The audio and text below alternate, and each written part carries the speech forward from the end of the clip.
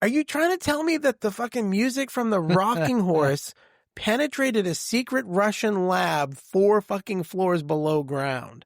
That somehow the sound carries so well. Like, that to me is one of the big story inconsistencies. It's like, let's just throw it out there and see if people will buy it. Original geek, that's who I am. Rolling 20s with my squad, we got a plan. Marvel heroes on the wall, D&D dice in hand. Original geek, across the land. Level up, never gonna give it up. All right. Hey, welcome to Original Geek. This is the all geek culture podcast for anyone who grew up on Star Wars marathons, D&D in the basement, retro video games, and every pop culture obsession that built the fandom multiverse we live in today. We're going to break down science fiction, fantasy, comics, horror, gaming, and every geeky moment that shaped us, served with sarcasm, nostalgia, and zero gatekeeping. And whether you're a Gen X, millennial, or just geek curious, grab your dice, grab your snacks. Welcome to the basement. I'm Steve Scarfo. And I'm Jeff Shaw, and we'll be your string of Christmas lights blinking across today's interdimensional barrier. What's our topic today, Steve? Well, today we're going to talk about Stranger Things. Stranger Things. The much anticipated season 5 Coming. is coming up that feels like it's taken forever. It has, actually. I have the timelines. The first season came out in 2016. Second, 2017. Third was 2019, a little bit of a break. And then season 4, May and then July of 2022. So it was, my math is mathing, 3 years between seasons 3 and 4. And now we're another 3 years between So 4 and 5. But that's something for much later in the podcast. Just giving you a glimpse of what I consider an epic fail. Oh, there we go. Yeah, it was. I mean, it's got its pros and cons. I think they've tried to roll with it, but we'll dig into that part of it later. So, just a quick recap. If you haven't rewatched, Jeff's gone through 1 through 4. I'm halfway through season 3. I haven't gotten quite all the way through. I had seen them before. I'm just not on back my rewatch. Yeah, you mean rewatch. I watched them. I was behind, but I finished season 4 recently, even though it came out years ago. So, well, it's one of those things too. And again, I don't want to dig too deep, but right when there's that much time, you know, it's like when we were reading Robert Jordan's books when he was still publishing them, the Wheel of Time books would come out, and they're great. And I'd rather have him take your time the way he did, and they were phenomenal books. But it would sometimes be 3-4 years between books, so you'd have to go like, what the hell? And we'd read other books in between. So you have to go back and reread, and same thing, like you sort of lose where you were. So you also lose that drive to jump back in. It's like, oh, it's, you know, it's going to take forever to finish. Well, yeah. And for me, as I was watching these recently, and I could not help but think, how has this not been one of our first things that we did on this podcast? Stranger Things? Stranger Things is so Gen X. It is Gen X to the core. It's us in a TV show. Friends were like that. The Dungeons and Dragons, and then, or how do we not like make references like season 4? We talked about the Satanic Panic, in episodes past, and that was a big part of season 4. Was that Satanic Panic. Jeff, it's even worse than that. We've talked about how I got the idea and I got the name from a bit that I do. And in the bit that I do, I actually reference the show and say that if you didn't know what it was like to grow up a geek in the 80s, there's a show you can watch that's sort of a documentary of our life. And you might have seen some episodes on Netflix. It's called Stranger Things. Literally the basis for all of this is the idea that Stranger Things is a perfect illustration of who we are. So yeah, like this group of geeky friends getting together. There's always usually one spot they go to play D&D, right? and it was the kids' basement. Yep. They were at Mike's house all the time. Too And that, funny. so I'm excited because, and again, I haven't gotten back to season 4, but I have watched some recap videos and read some synopsis because I wanted to make sure I was as prepped as I could be for today anyway. But, you know, season 1 and 2 were very much, you know, D&D tied. There was Demogorgon, there was Mind Flayer. Season 3 is this building of a kind of an ooze, I guess. And then Vecna, of course, in season 4, and apparently the big bad of season 5. So they keep the D&D tie-in. But I think that's sort of core to the heart of the story, and this is where the kids get all their knowledge.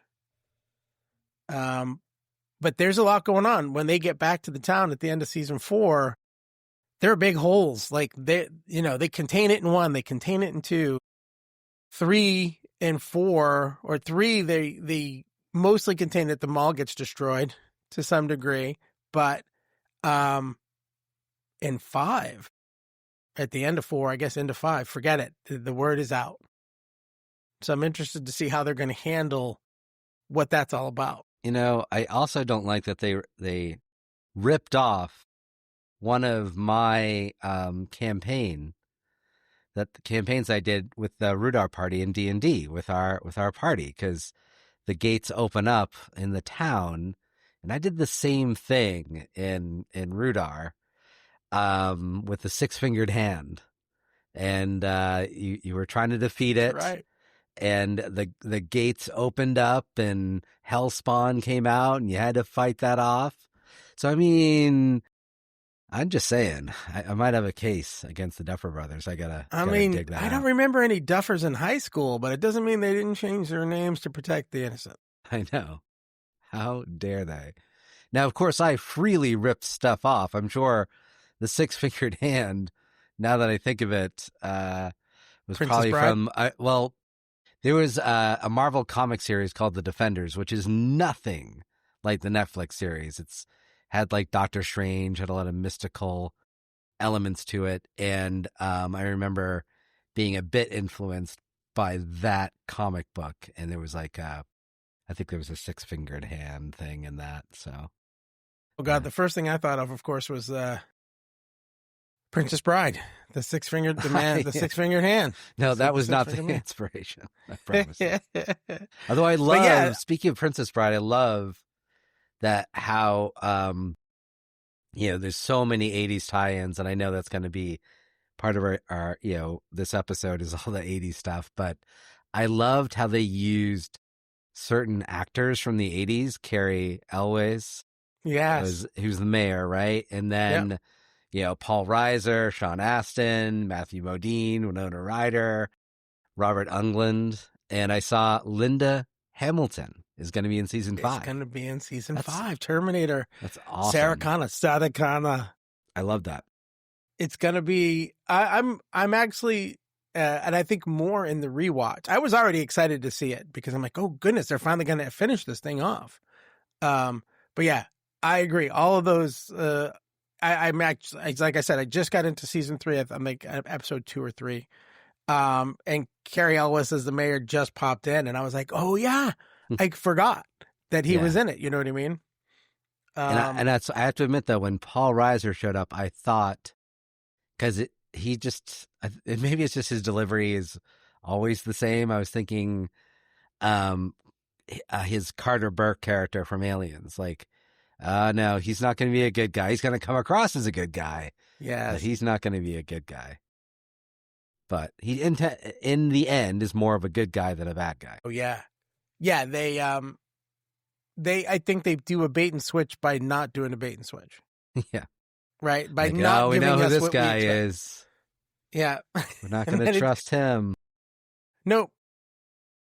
And then I love, because we talked about Stephen King in the last podcast and how much this show reminded me of Stephen King as well. Oh yeah, like the titles. I think even the titles had a similar font as early Stephen King novels. I think it was like this very deliberate tie-in. Well, I mean, what's his name is reading to Max. He's reading The Talisman in season 4 at the bedside, Stephen King's book. I haven't gotten back to season 4, but it was in now because I've watched them all jammed in. It was either in 1 or 2. They're at the hospital, and they never show the front of the book, but they show somebody reading a Stephen King book because you see his picture on the back. No, they did show it because I saw it. It was The Talisman, and I thought that was interesting 2? because The Talisman, for those who might not know, came out in '84. Had a fantasy. More fantasy than horror. So, like I said in the Stephen King episode, that was what I was into. The Dragon came out the same year. He wrote it with Peter Straub. And part of it is a character has to travel to a parallel universe. It's not exactly the Upside Down, because the Upside Down is very dark and dismal. But that whole idea of going from our world into a mirror world, a parallel universe that operates a little differently, called the Territories, which I think gets kind of recycled. And we talked about that too, The Dark Tower. So yeah, pretty cool. Yeah, so the seasons are, and I didn't get a date on season 4 or 5, but they're trying to keep the timeline pretty consistent. So even though there's been multiple years in real time, first season was 83, then 84, 3 was 85, 4 was 86. And I think this is 86 as well, right? Because it picks up right where... It must be, yeah, because they do say it picks up right where 4 leaves off. Mm-hmm. So it's got to be 86. So the hard part for me, and I guess we'll dig in later to that part, but I have some timing issues, which I think is what you were talking about too. Should we do a flashback? I mean, I was just looking to see, was there anything else we want to talk about before we get there? Let's flash The only back, other thing man. I wanted to talk about was the movies, but I think we'll get into that, the movie tie-ins a little bit later. So let's jump in. Let's flash. Let's take a trip through time. It's a Geek flashback. All right. So you said it a little bit already, but this show, it was us. It was the Satanic Panic. It was in season 4. Oh my goodness. Highlights that. Yeah. To a T. Oh yeah. That, and it's actually kind of funny because I did think about this, and Satanic Panic, of course, it's and I referenced it, I think, in one of our earliest episodes when there was a D&D club formed at the school that I was at, and it was 1999, and we had to shut it down because the assistant principal was worried about witchcraft and casting of spells. So Satanic Panic, like, because I thought, well, 86, I was a little bit late. It seemed like the Satanic Panic. I think the whole thing with the kid that died in the tunnels or whatever, I think that some of that happened in early 80s, but it still kept going. And of course, they were just looking for a convenient scapegoat because that Hellfire Club already existed. They're wearing their T-shirts in the school, and they were more blatant about D&D than I ever would have been in school. Yeah. I would not have been that upfront, like, oh yeah, I'm proud of this. No, but and I forget the character's name. The kid with the long hair. He could have been Eddie. Jim or Bill or Eddie. He could have just been one of us. That group, that was close. I mean, so the season 1 group of all the core group of all the geeks, our group was far closer to the Hellfire Club group, which was more diverse. Yeah. And again, I'm just in season 3, and again, it's 1984, and the mall just opened in town. And so they have this huge mall montage of the girls running through and going shopping. Yeah. And it's all the Borders books and like all the old stores in the background. But that's how, like, we talked about it in the video gaming episode. Like, that's where we lived. That's where social life was. Yeah. Especially in early teens, 13, 14, 15, maybe even a little later, because we drove ourselves quite a bit. It was us going to the mall to mostly go to the arcade and go to the hobby store and to buy comics and to buy D&D books and hit the bookstore. back in the day, the Fox Run Mall had 3 bookstores in the mall. Like if one didn't have it, somebody else had it. Yeah. Well, and getting CDs at the Sam Goody or whatever it was at the time, I can't remember. Goodness, yeah. Yeah, And the singles. I thought the same thing. It's funny with that mall scene. I'm like, this, I see this, and it's just so nostalgic. And I love the soundtrack. And there was one song that came on, and I don't know why I liked it so much. The Pointer Sisters' Neutron Dance is not a great song, but I'm like... That was the montage song, right? The shopping montage? Yes. I like the Neutron Dance. I love this song. And I actually do think it was in, I think it was in Beverly Hills Cop as well, that song. But it was, not a... It doesn't stand the test of time necessarily. I enjoyed hearing it for that nostalgic feel and that whole idea of going to the mall just to go to the mall. Like, I don't think anyone does that now. I think you go to the mall because you need to shop someplace. Maybe you need to shop a few places. But you don't go there just to hang out. No, in fact, locally here in New Hampshire, over in Newington, the mall that we grew up with, the Fox Run Mall, is being demolished. They're going to tear the whole thing down, and they're going to build up one of these live, work, play places. It'll probably be amazing when it's done, but it's so fallen away that people don't even go when they need to. Typically, the only reason I see people at a mall is there's something else at the mall that's not retail related. Maybe it's a restaurant that they like. I have noticed that there's a few malls like in Salem, New Hampshire, closer to the Mass border. Those are consolidating retailing locations, but even the one in Nashua's got a casino now, right? The one in Salem's getting a casino. You gotta give another reason to go there. Yeah, it's you can't just go to the mall to go to the mall. And goodness, just ran around like idiots, and it was the whole day. And it's so funny because it was they made Kate Bush's song "Running Up That Hill" big again, and I don't think it was ever as big in the 80s as it became because of this show.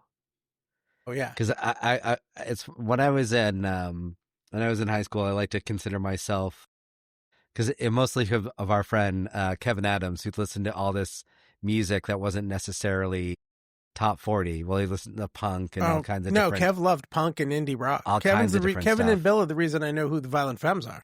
Yeah, exactly. So, and I obviously wasn't that unique, but I you kind of trick yourself into thinking these things. I'm like, Kate Bush, that's my thing. Yeah. Not everyone's listening to Kate Bush. That's my thing. I'm such an independent mind. We talked about it before too, but the D&D aspects of the show, in the show they nailed. But I think the fact that this was in the show 10 years ago, we talked about it across a few different episodes, the DMing episode, the original Satanic Panic D&D episode we did. This show is the reason, or one of the big reasons for sure, that D&D has reemerged. Because it felt to me, and hey, I might be wrong, this might just be a weird perspective of mine, but when we were kids, it was niche. To us, it was huge because we did it all the time. And then it felt like in the 90s, in the early 2000s, it sort of just plateaued. It was a game that was out there. Not a lot of people played. Not a lot of people were into it. And then after this show hit, you start seeing more and more popularizing of D&D. Like we talked about it on Big Bang. We've talked about Critical Role, Dimension 20, these live play D&D shows that are on the internet, mostly on YouTube.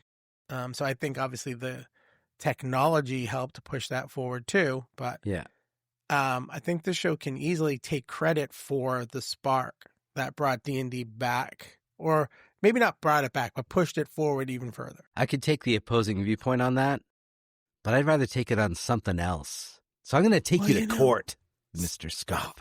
Always trying to prove me wrong. Yes, I am. The fandom is divided. It's time for Geek Court. All right, so I jumped the gun a little bit, but here's the situation. Did Stranger Things save this nostalgia, or is it exploiting it just to make money? You know, I'm going to keep on with what I was just talking about. This is the show that brought D&D back into the mainstream. I keep saying back.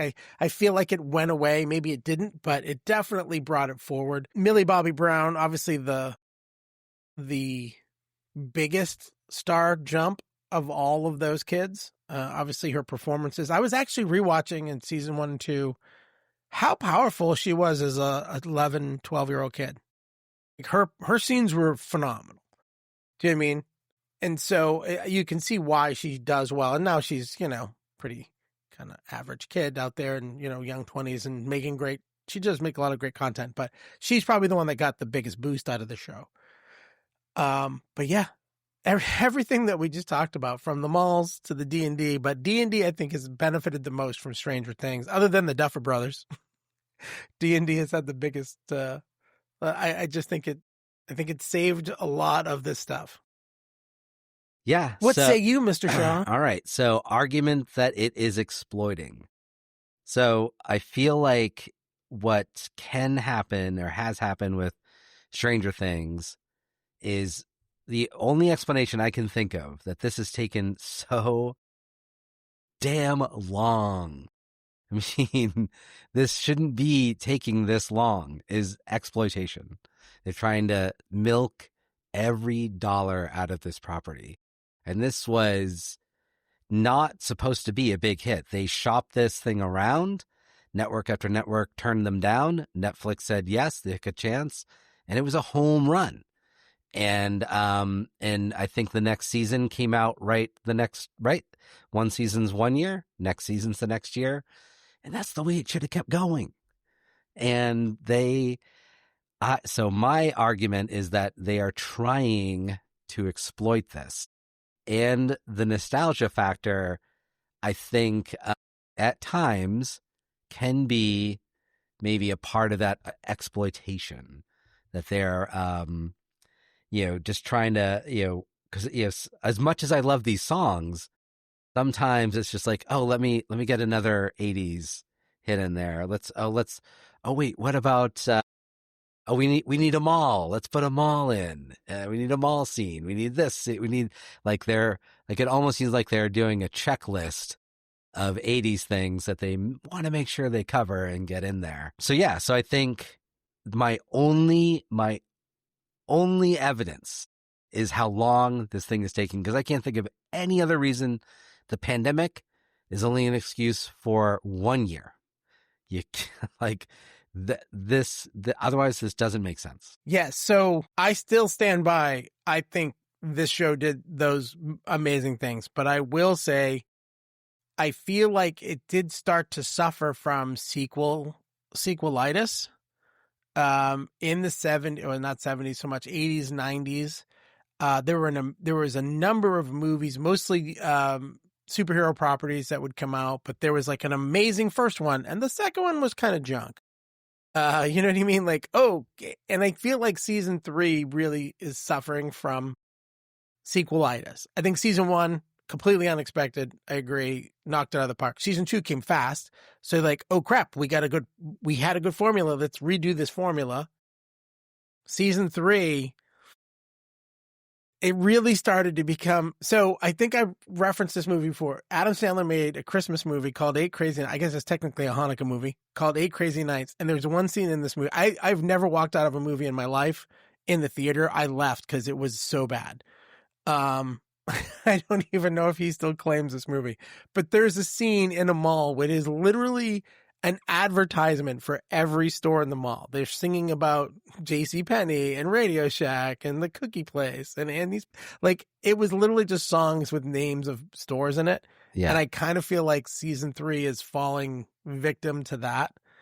Nice. So I might have to split my argument into 2 halves. Seasons 1 and 2, solid, kicked everything off. 3 and 4. Here we were thinking you were going to have to say I was right, but now I'm like, wait, I'm turning I the can't tide believe here. I'm winning again. How is this possible? I'm gonna call this one a tie because I do think it had all of those positives, but I'm anxious to see season 5. I do wonder. Season 1 and 2 were so good and so powerful, and people did well off of that. And I know Millie Bobby Brown did a bunch of movies, so I start to wonder. Seasons 3, 4, and now 5, have those fallen victim to Hollywood? Not so much for the tie-ins and the money making, which of course it's still a money, it's still a business. Yeah. But Well, is I it went more to about they all have other shit to do? there's Like, a Netflix themed restaurant at MGM Grand in Vegas, and I was there the other week, and a lot of the theming in there is Stranger Things. They had a drink called the Mind Flayer, which I almost ordered, but it had cotton candy on it, and I just didn't feel like having cotton candy. And they had a Demogorgon statue. They didn't have like the theming was. I was really hoping it'd be more like a Planet Hollywood, but for Netflix with a lot of artifacts. And no, they just had themed drinks and food, and then some statues, and is mostly Stranger Things. And so that's why I think, like, I know they're trying this, they see this as this cash cow. They don't want to just you only had a 5-season arc. Well, we're going to make those 5 seasons last 10 years. So, like, I'm sorry, that's not great. I mean, they filmed Lord of the Rings back to back to back, right? And then they released it at a pace. So they could have done all their filming in a tight window and then left a lot of the editing or maybe reshoots as needed. But they could have filmed this faster. I wonder if that had to do with the kids, though, because that's going to be They're one of my not problems kids anymore. That's the problem. That's my point. That's where I'm heading. Like, when we started, Millie Bobby Brown was literally 11 or 12 years old when she had that first. So in 80s, you mean so they couldn't do an escalated they might not have been schedule able because of school? Well, I don't even know if it was because of school, but like they might not have been able to, because kids have different work requirements and restrictions. Yeah, like they might not have been able to do it back to back. But also, again, I don't know, who knows how their structure was when they got this deal at Netflix. Seasons 1 and 2 might have been locked in, but 3, 4, and 5 took some negotiating. And now they know they have a hit. So you know how that goes. Everybody wants more money. Everybody wants. So, but with the kids, it's for hits and misses. But in a little while, we're going to talk about some of the really big swings that may not have connected. So stay tuned. We're going to keep moving on that. But yeah, so I think I think the court might have to be a tie slightly against. I didn't think I would acquiesce that way, but I did. Nice. Unfortunately, still did all the good stuff, but some of the bad stuff too. But I think it's time to talk some stuff we might have hanging around. Dust it off and geek it out, because it's a basement treasure. They're digging in the wrong place. Yeah, so my basement treasure, I have little artifacts this time. So I was thinking it was season 3 when the science teacher is painting miniatures very carefully. And it made me think of like the various miniatures that show up. And I thought of our miniatures that we've had over the years. This is a ogre magi missing a hand because these are pewter. And when they come in, this one's only partially painted because I never got around to it. They're this silvery color, and then you've got to paint them. And that one I didn't finish. Now you can get plastic ones that are all painted. And so, this is my I could do about my rant there. You don't have to waste hours of your life painting figurines. You can buy them painted. But we're going to rant a little later. I think back on the time that we spent playing D&D, all the prep, painting these figurines, and I'm like, and we've been trying to record this episode, like coordinating our schedules for a week now. Like, goodness, we can't even get an hour to record a podcast. But man, I miss that time frame, that time we had as teenagers back in the 80s where we could just do this fun stuff and, paint figurines and play D&D. So Yeah, I agree. I don't know that I still have them. I had at one point, I had painted once a frost giant figurine, and it was my favorite paint that I had done. I don't remember if it was Jim or Bill had brought in the whole idea of a dry brushing technique. This was, again, people pre-internet. If someone you knew didn't know how to do these techniques, you just didn't see them. Like, it would be just red. And now you can texture it and underpaint. And I don't know if I still have any. Mine is going to be back to the old D&D. I found my, I'm going to call it my original player's handbook. Oh. That cannot possibly be the original one. That's 3. This is 3. This is my. That's your third edition. This is my third edition. Not even 3.5. This is 3 flat. And it's considered a core rule book. But I realize, as I was looking for that earlier, the lack of basement treasures that I have.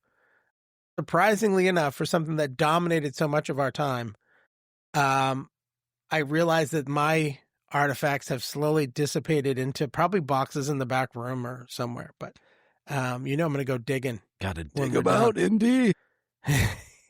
They're digging in the wrong place. But yeah, it was, I don't have a ton for this particular basement treasure other than I agree. Spending all that time for me, though, was part of the fun because we often got together while we were playing. People would be painting, or sometimes we would get together and just hang out and paint. Like, it wasn't always just D&D. So it was another way for us to hang out together, without video calling available to us in 84, 5, whatever it was. From floppy disks to streaming clicks, it's Geek Evolution. So talk to me, we could talk a little bit about how the show has changed. We started to talk a little bit about it already. Yeah. It's funny because I think about, I always wonder, I said, they knew it was going to be a 5-season arc, but I don't know if they did because one thing that didn't work in season 2, at least they got crap for it, is the character 8. I'm trying to think what her, right? She was number 8. I forgot what it's that one-off episode. Yeah, well, it was a bit of a storyline. So she meets her sister, right, in Chicago, and she gets this kind of goth look, right? And they're semi-criminals, kind of Robin Hood type criminals that they see themselves. And a little darker than that, but yeah, because they're out there killing people. So there are no spoilers at this point. If you haven't seen Stranger Things season 2, sorry, that's on you. Yeah. So I think in some ways maybe it's good because I agree that wasn't the best subplot that they've had. And I've loved some of the other things that have come up, and like I heard that, and I haven't done as deep a dive as maybe some people who devote a lot of their energy to Stranger Things, but the Steve Harrington character being as strong of kind of almost a father figure to those kids. I know he's the babysitter. I think that kind of evolved.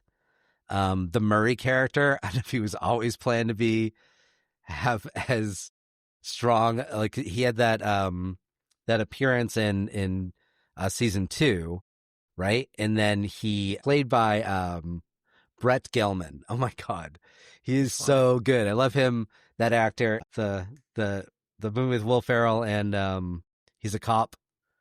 The Other Guys. Oh my God, classic. So anyway, Brett Gelman, awesome comedic actor. He's always playing these bit parts, and I love that they brought him back. He's so good in that scene. And He's once central again, to season 4. and because it's been out for a long time, even season 4, we can spoil it. But as he says, he's learned karate, and he has this fight on the plane.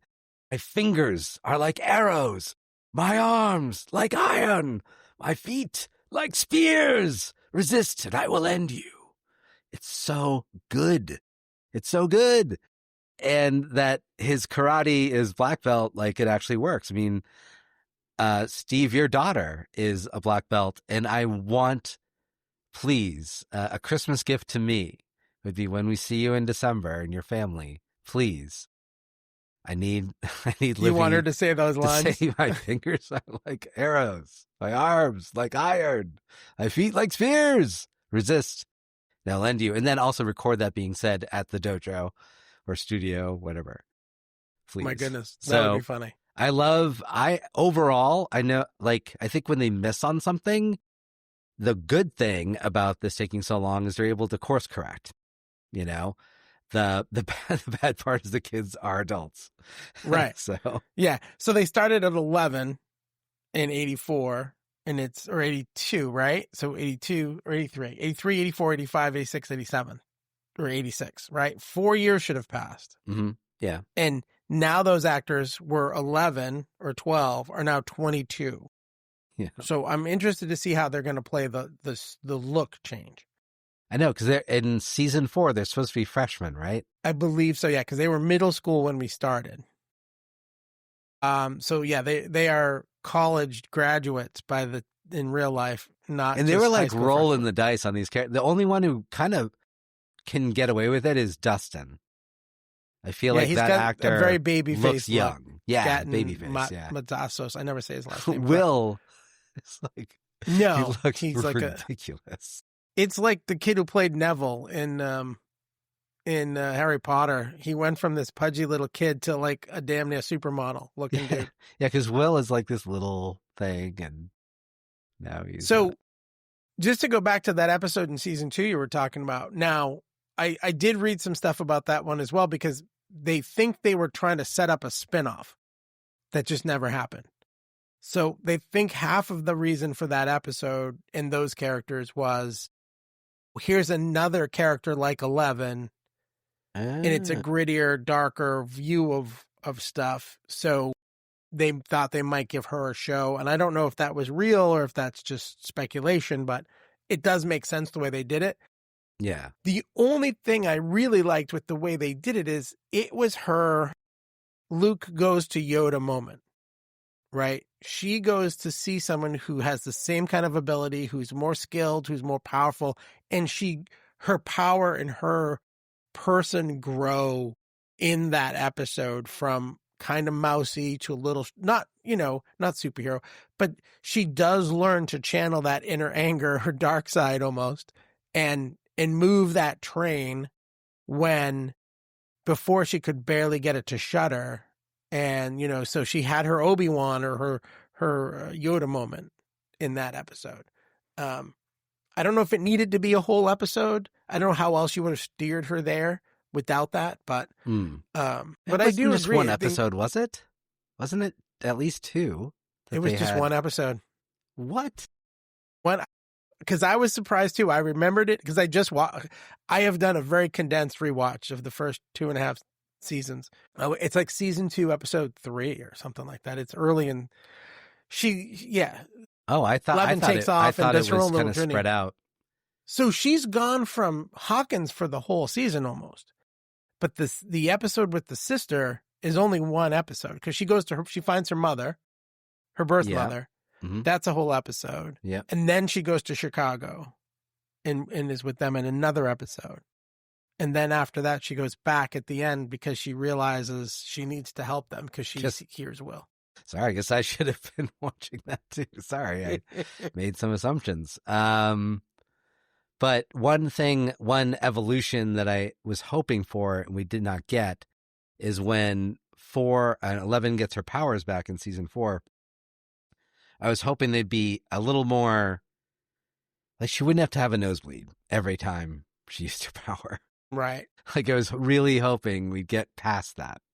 And I know, like, and this is obviously a nod to Stephen King, because Carrie, that was the big indicator, right? That anyone that used their powers, there were mental strain, and the strain was symbolized through a nosebleed.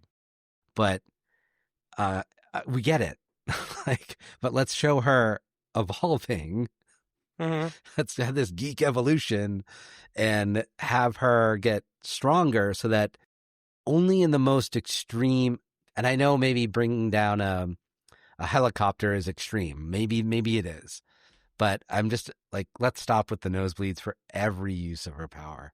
You know, I will say, the train that she moved in season 2 had to be heavier than that helicopter. Right. That's what I was thinking. Like, the helicopter. The helicopter, and she didn't have to she was bringing it down. She had gravity on her side. Right. So yeah, I agree. The nosebleed, and actually in that episode with 8 was still getting the nosebleeds too. Whenever she used her power for the mind, she could make people see stuff. She would mess with people's view of reality, but every time she used hers, her nose bled too. So yeah, because because part of it in Carrie was, that's bad. Like, you're overusing your power. Like, you've gone too far and you are going to burn out.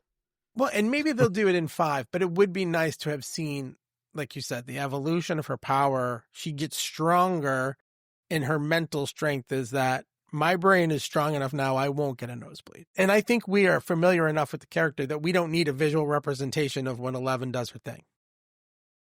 Right, we know. It's funny, too, because in season 2, we find out her real name is Jane. And I don't think they call her Jane. They always just call her Elle. She's just Elle to them, even though her real name apparently was Jane. Again, so just to keep on the evolution part of it, I think season 3, that might have been the weakest one for me. I'm only, again, a few episodes into it, but it seemed to be the one where I think they had a solid season 1 thought and thought they were going to be done. When it went, they mirrored it with season 2, and they like, ooh, let's branch this shit out. And then when they got 3, they were like, what do we do now? So they went to the mall and they had Russians. It was all pretty, I don't want to call the Duffer Brothers hacky, but it was a little bit hacky. You know what I mean? It was stuff that, it was fun. It's fun to watch. We bring in new characters. But well, I think what happened in this can happen too, is there's always a willing suspension of disbelief.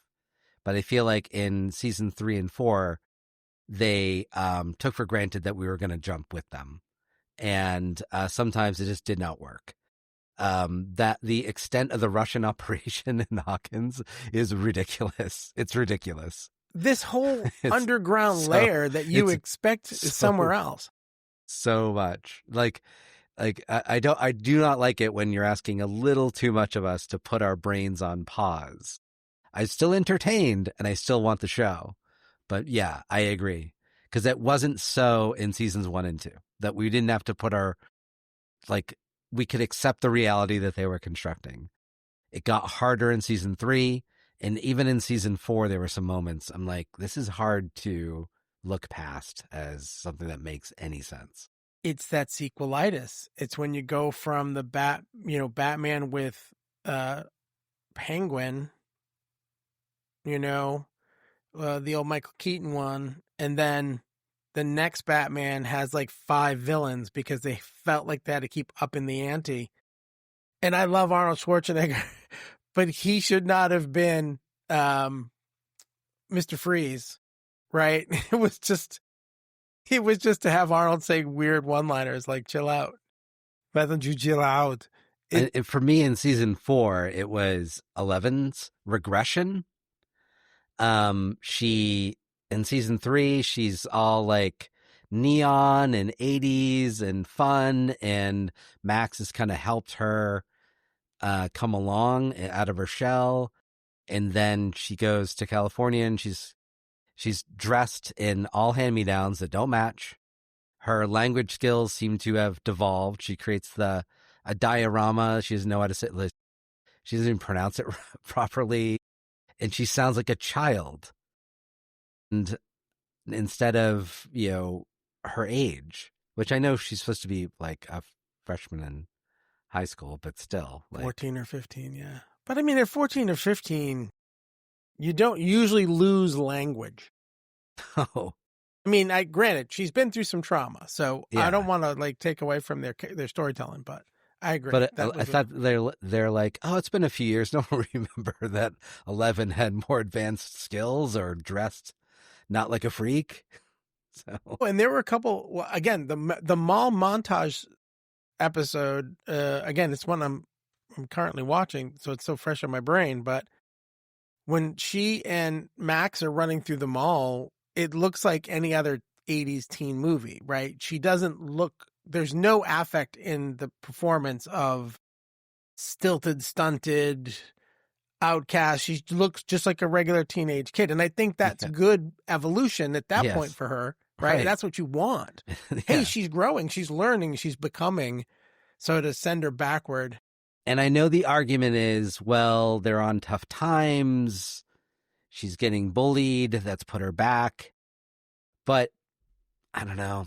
It seemed I understand the explanation. I just don't agree with it.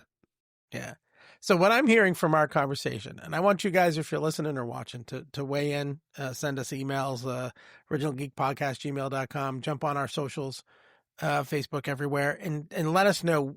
We both feel seasons 1 and 2 were stronger than 3 and 4. And some of the story points in 3 and 4 make it hard to suspend your disbelief. A fully fledged multi-level Russian base under a newly built mall. I don't know how someone misses that getting built.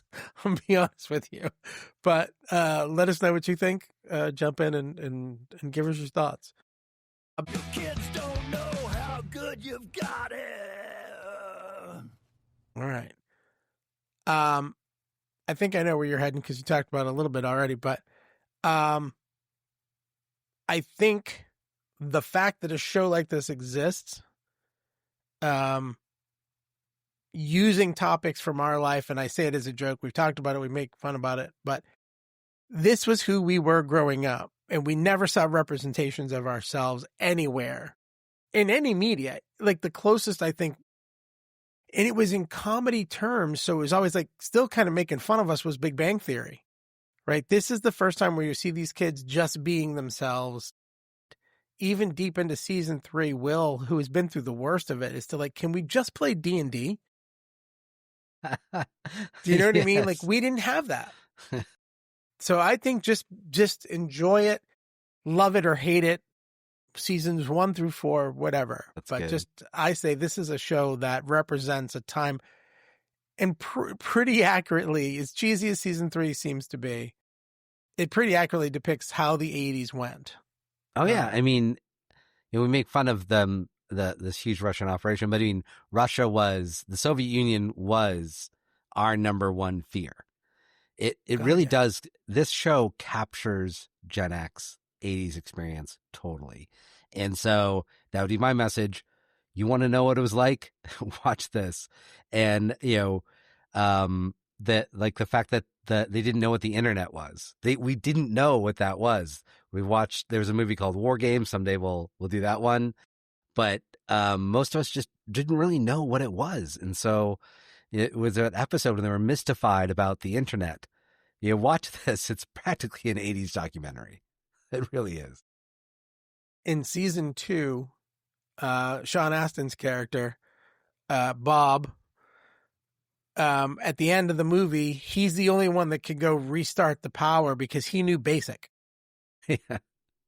Like, it's just a silly little twist, but like that's how disconnected and he had to go to the terminal, which ultimately is what gets him killed. Sorry, again, no spoilers, or all spoilers.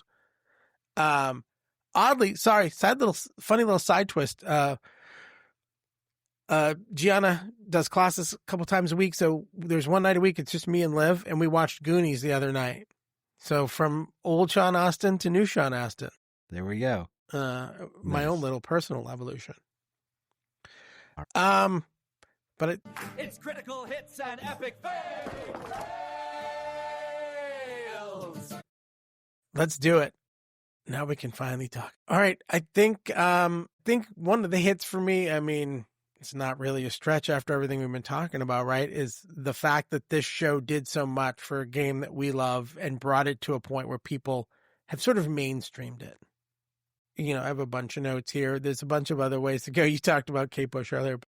The character Eddie Munson, it was in my notes. So that character, he was the epitome of one of our friends in high school. I think they just do a great job. I think the tone is even enough throughout all 4 seasons that you get that horror. I mean, we keep referencing Stephen King, and it has that horror. There is some gore, but it's not like some of the 80s movies really were, where it was just like gratuitous stuff, right? But I think the horror tension levels were great. So I think the whole show, but what it did for D&D and, you know, characterizing that part of life, obviously sits warm in my heart. Yeah. Yeah. So I'll keep my critical hit fast, and actually even my epic fail fast, because we've kind of explored it a bit, and I know we're running at time here, but the soundtrack, I just love all these songs, and there's a few that I'm like, I got to add that into my list, because like I said, the Pointer Sisters, they didn't survive, because I listened to cassette tapes then, and then we had CDs, and I didn't buy the Pointer Sisters when we moved to CDs. And when it went to MP3s, I didn't buy a Pointer Sister song. I don't have that in my library, but man, I've been tempted to get that Neutron Dance back, so we'll see. And then my epic fail, we have talked about, I feel like the amount of time they have taken to film this is an epic fail. The only explanation I can think is they want to milk this thing for all it's worth and make as much money as they possibly can, because they cannot get away with the look. They don't look like their age. The age of their characters. It's that the willing suspension of disbelief in season 3, season 4, and season 5. Part of it, the challenge is these actors. Season 3 not as bad, but man, season 4, they just don't look like they're freshmen in high school. I mean, yeah, absolutely. I agree. I mean, my fails really would be the Russian thing. As much as it's germane to the rest of the story, and it does move certain plot points along, if it had been a sub-basement that was sort of if it was like an older, like the fact that it was a state-of-the-art lab with these huge machines, basically mimicking what they did at Hawkins' lab, but as Russians under them all. And it's funny because they do a translation, and now this lab is supposed to be many floors below ground. Yes. Right? And so Dustin records this Russian transmission because he's supposed to be talking to his girlfriend over the ham radio. Yeah. And then all of a sudden they hear this music. Oh, what is that music? That's so weird. And it's the rocking horse in the hallway. And I'm like, are you trying to tell me that the fucking music from the rocking horse penetrated a secret Russian lab 4 fucking floors below ground? That somehow the sound carries so well. Like, that to me is one of the big story inconsistencies. It's like, let's just throw it out there and see if people will buy it. So again, willing suspension of disbelief for a different reason. But it's like, there are so many other things they could have done, right? There were other ways to tie a sound in to the recording. But to make it the rocking horse music, which wouldn't have been that loud, like, and the funny part is you don't hear people talking. You don't hear other music playing from the mall having music on. There's no people walking sounds. It's just the horse. Do you know what I mean? So like it just was a really weird way to tie them in and to give them the clue is that it was there. And it seemed kind of like a weak way to do it. I don't know who wrote that episode, but they should be ashamed of themselves. That was a horrible tie-in. That's good. Nice. All that said, I can't wait for season 5. Now, in real time, it is Monday night, November 24th, and season 5 drops in 2 days. Hopefully this will hit your ears either shortly thereafter, maybe right before, depending on what my night looks like or tomorrow looks like. But Stranger Things has been a cultural phenomenon no matter which way you pull it apart. And I'm glad we got a chance to chat about it. Yeah, absolutely. So once again, originalgeekpodcast.com. We have some great merch. I've started to throw out some merch from trying to tie in episode type information. So we have a Tron shirt, we have a Creature Double Feature shirt, we have the Stephen King shirt. And I think one of our new tags has to be "We're all geek down here always." And I will come. I gotta buy that. I gotta order that. I gotta order one myself. I love it. And I'm going to come up with a Stranger Things inspired shirt. I can't do no IP copying here, but we'll come up with something Stranger Things inspired. But thanks for joining us, and we'll see you on the other side. We'll see you on the upside down, OGs.